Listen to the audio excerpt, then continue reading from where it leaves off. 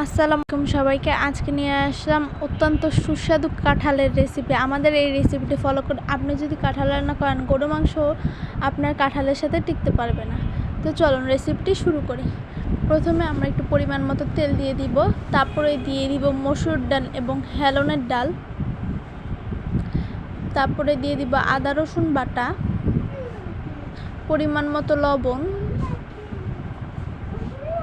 পরিমাণ মতো হলুদের গুঁড়ো, তারপর দিয়ে পরিমাণ মতো মরিচের গুঁড়ো। তারপরে আমরা একটু খুন্তির সাহায্যে ভালোভাবে নাড়াচাড়া করে নেব। তারপর দিয়ে দেব জিরের গুঁড়ো, তারপর দিয়ে দিব তেজপাতা,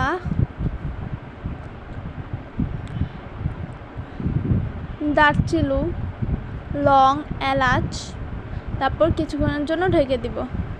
পরে বলক চলে আসলে আমরা একটি মাছের মাথা দিয়ে দিব। আমরা এই মাছের মাথাটা দিয়ে এই কাঁঠালটা রান্না করব। পরে কাঁঠালগুলো আমরা নিয়ে নিলাম।